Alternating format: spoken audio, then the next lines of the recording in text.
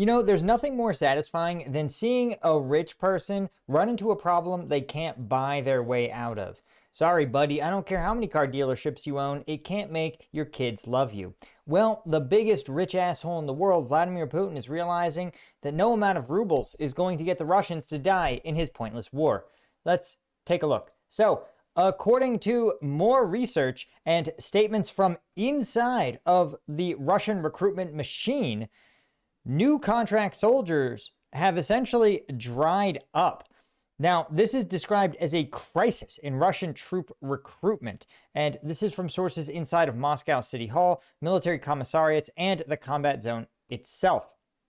The drop was preceded by a surge in recruits in the start of the year because, well, thanks to President Trump's sort of performative peace talks, a lot of troops actually thought that they were going to sign up, get these massive bonuses, and then never actually see combat. They would serve in some kind of garrison DMZ type of force, all while collecting a big fat paycheck. Well, that scheme has backfired, and now that that surge is over, the remaining people willing to sign up to fight is essentially dropping off a cliff. The exact statistics are a little different, but the daily number of new contract soldiers has fallen about 20% from this time last year. But the actual, when you add in things like desertions and reduced combat effectiveness of those that do sign up, you're seeing Russian units at the front are only manned to about 30 to 40% of their authorized strength, meaning about a 70% hole in the total number of troops that the Russians expect at the front lines. Using other methodologies like bonuses paid out, you're actually seeing that drop in contract soldiers look more like a 30% drop. Now, this means that Russia has, of course, turned to, we'll call it, less kind methods of filling their ranks, right? Because we've seen increasing reports of Russia literally just forcibly contracting individuals who are in criminal proceedings, individuals in serious levels of debt. In fact, there's even some rumors that the cops in Russia are, trumping up charges a little bit to put some pressure on people, right? What normally would be a slap on the wrist fine is suddenly facing real jail time, which means that military recruiters have a little bit more teeth to put in their incentives. Now, what I think is also interesting is that a recruitment crisis is also occurring inside the Russian military, that it's particularly difficult to recruit specialists for these specialized units like Rubicon. This is kind of a Russian military, what we would call a center of excellence, concentrating the best drone pilots and engineers in a single place where they can kind of share ideas, evolve, and grow tactics that then get spread to other units on the front. Because their Rubicon has a strict selection criteria and, well, a lot of soldiers keep dying, only about 1/3 of the personnel Rubicon needs can actually be recruited and pass the selection criteria, which from what we've heard is really not that high. It's the ability to pass like a basic drone course taught by the manufacturer. And there's also rumors that there are covert campaigns lying to individuals that they are signing up for civilian jobs in the rear. And we talked about this occurring among Russian students who are told that they are signing up to join drone units or drone support units, but in fact become uniformed service members and are simply reordered to attend or join assault units. There's also reports that these job postings using similar language and very large sums of money appear in Belarus and in China. And the Russian federal budget have shown that recruitment payouts have been falling since the end of last year. The daily new number of contract soldiers, again, plummeting nearly 20%. But among those that do sign up, Russian commanders report that the quality of the newest signups have, quote, deteriorated significantly. This means an army being filled with old people with chronic illnesses, former prisoners, the homeless, and foreign mercenaries who, it says, lack even basic training or motivation or even language skills, even the ability to understand orders as they're given. This means these newer contract soldiers are actually suffering massive losses. And in turn, those that do survive realize how incredibly stacked the deck is against them and oftentimes desert.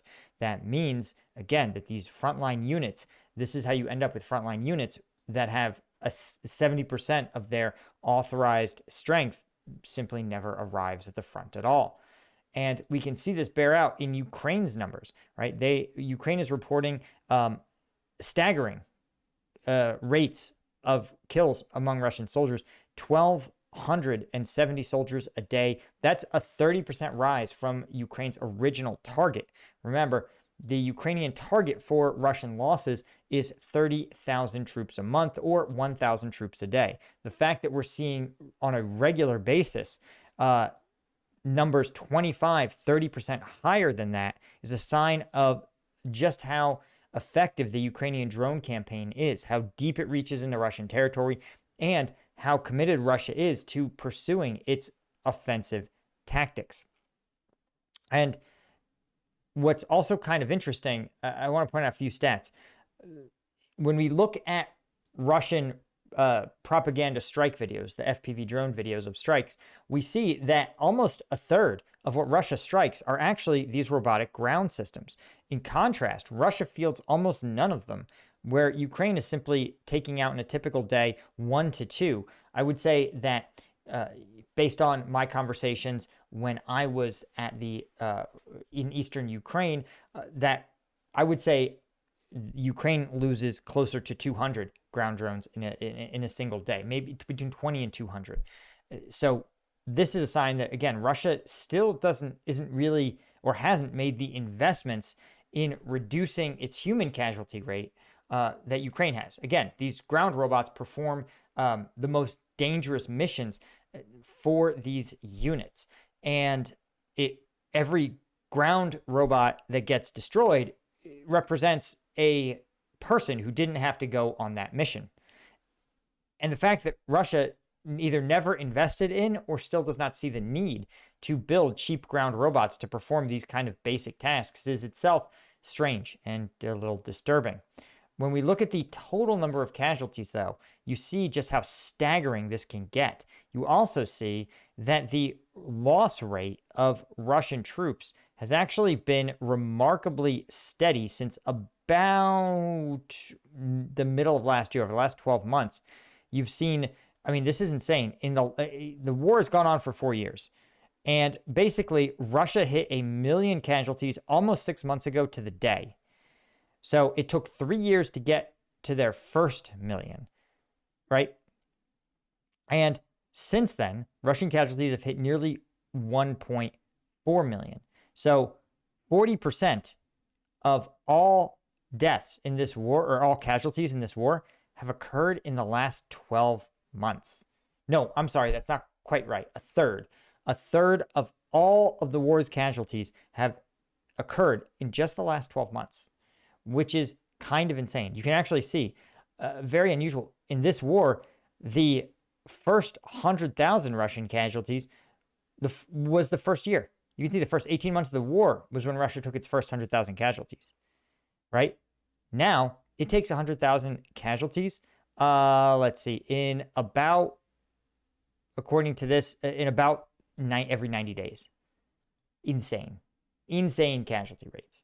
Well, surely you say, well, Russia is a gas-based economy. They have a huge oil and gas industry. They're just going to spend money. They're going to pay more bonuses. They're going to attract more people.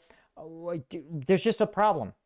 Russia actually doesn't have any gas to sell. In fact, it's turning to its allies like Kazakhstan, begging them for fuel imports. They're also begging India to sell them fuel. This is the Russian Federation, guys. This is one of the largest oil producing countries on the planet.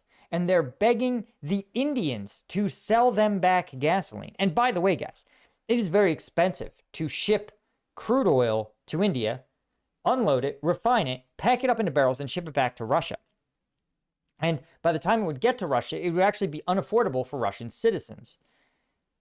to solve that problem, Russia actually is starting to pay out subsidies. That is to say, Russian taxpayer money is reducing the price of gasoline for the average Russian.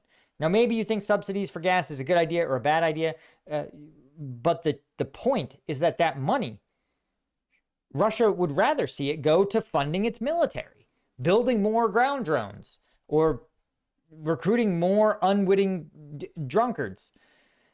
So the fact is that we're seeing Russia really engage in some desperation here.